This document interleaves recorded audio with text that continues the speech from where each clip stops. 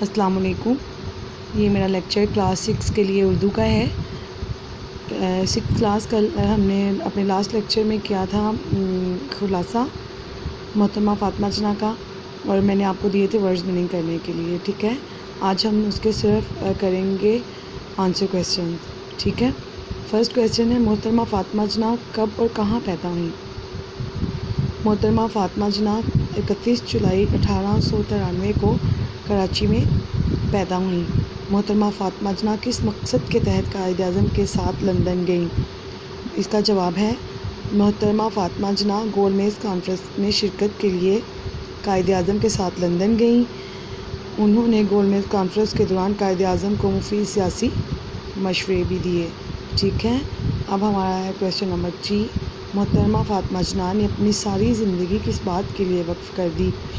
اس کا ہے جواب محترمہ فاطمہ جناح نے اپنی ساری زندگی قومی مفادات کے لیے وقف کر دی. آگے ہے ہمارا کویسچن نمبر 4.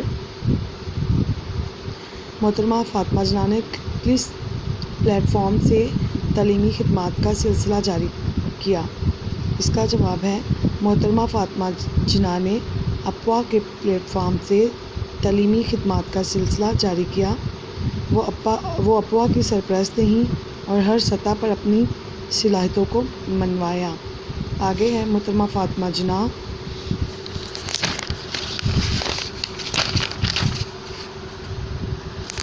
یہ ہے محترمہ فاطمہ جناح کی کون سی خدمات آب زر سے لکھنے کے لائق ہیں؟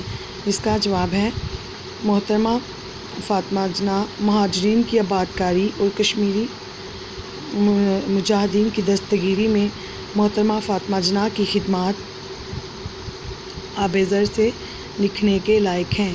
ٹھیک ہے، آپ کو کہاں دفن کیا گیا؟ آپ کو مزار قائد کے احاطے میں دفن کیا گیا. ہمارا لاسٹ کویسچن ہے کوئٹہ کے مقام پر محترمہ فاطمہ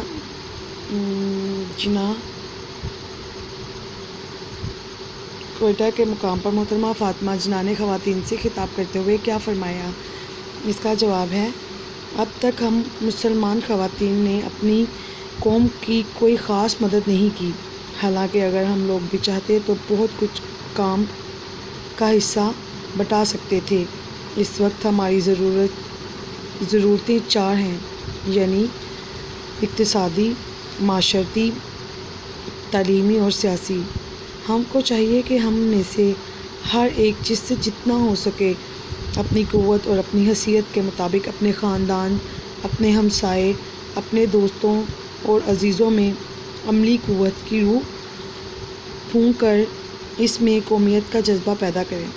اس طرح ہم اپنی قوم کی بھی مدد کر سکتے ہیں.